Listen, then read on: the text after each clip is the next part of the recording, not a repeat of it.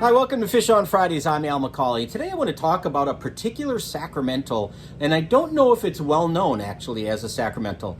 But let's back up a little bit and remind you, the sacramentals, we're told by the Catholic Catechism, sacramentals are those things that predispose us to God's grace. They are not sacraments themselves, but they predispose us to us. They soften us up, if you will, or get us ready for God's grace. And I've done an episode, you can look in the archives of Fish on Fridays, I've done an episode specifically about sacramentals and their importance. But just as a reminder, sacramentals are things like medals, religious medals. I have one of St. Teresa of Lisieux that I've talked about before.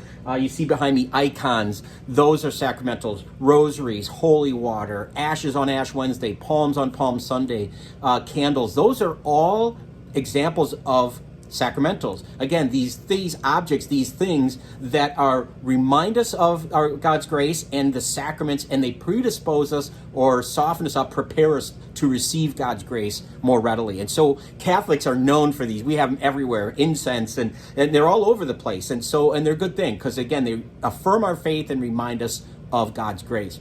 But I want to talk to you about something called blessed salt today. And what's interesting is I did another episode of Fish on Friday, specifically where I talked about left-handed people. And you can look back at that. It's called Sinister Southpaws. It's very interesting, especially if you're a lefty. But one of the comments I made in that episode had to do with salt. Salt was always, since ancient times, was always considered a commodity. It was expensive. It was very expensive because of its preservative properties. There was no refrigeration back then. So people used salt to preserve food. And it was used for a lot of other things too. But what's fascinating about salt is the root, S-A-L, sal, we have in our word today, salary.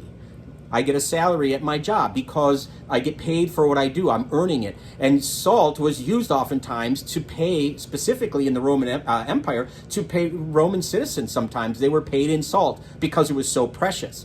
And you might have heard the phrase, they're worth their salt. You know, someone is worth their salt. It refers to the fact that salt was a commodity, it was something that you wanted to have, and it was something that was very precious and very expensive oftentimes.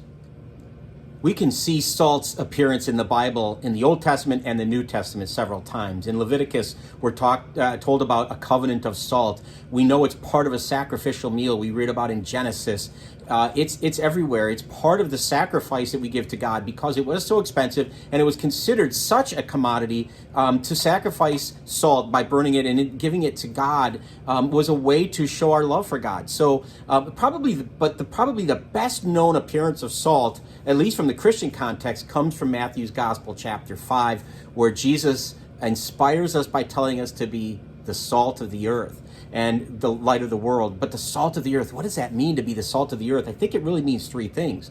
You know, if you think about what salt does, it does three major things. It adds flavor, right? So as Christians, we should be adding flavor. We should be joyful. We shouldn't be dour. We should be people who are alive with the gospel, knowing that we are a resurrected people, an Easter people. And so should add that spice, if you will, to life. And that's one of the things that salt does. Another thing it does is it melts. It thaws. We use it in the wintertime in Wisconsin, where I'm from, to get rid of icy patches.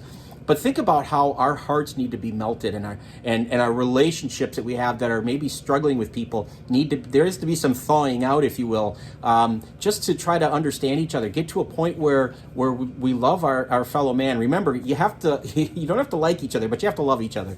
To see the dignity and worth in others, to thaw those relationships, to melt away the hardened hearts that we have, the stubbornness, the impatience, all of that kind of thing. So that's something else salt does. So it adds flavor and it melts or thaws, but it also preserves.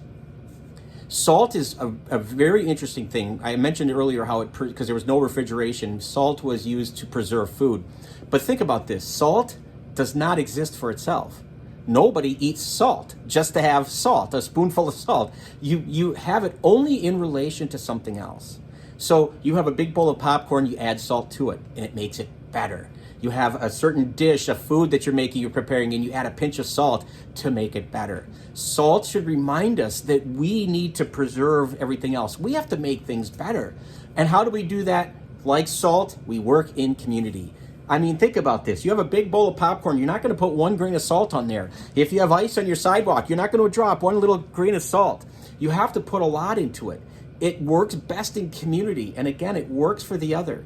We are called to love the other. As Thomas Aquinas said, to love is to hope for and want the goodwill of the other. And so that's what we're called to do, to be like salt. So when Jesus says to be salt of the earth, he's really giving us a lot to think about, to add flavor to our little corner of the world, to thaw those relationships in our hard heart, but also to understand that we are called to preserve and work in community and for the other. That's really what it's about. But salt is one of those great sacramentals that has been used during baptisms. It's been used at times with holy water, oftentimes sprinkled in there to remind us of that. And it's supposed to be part of the exorcism rite to ward off the devil.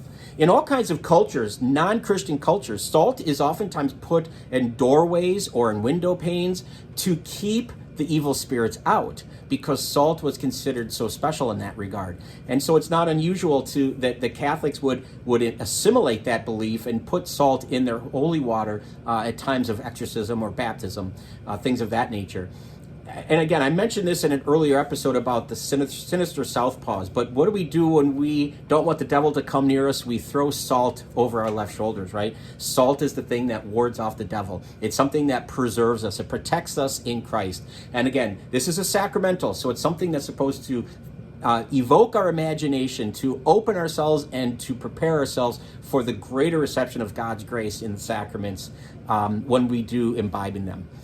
Thanks for watching. I hope this has been helpful. If you know somebody who likes salt or maybe has too much of it in their diet, you can share this with them if you'd like. But would love that you watch this. I hope you continue to watch Fish on Fridays, every Friday. I would love it if you would subscribe to our YouTube channel and follow us on Facebook. In the meantime, be good to each other, and God bless.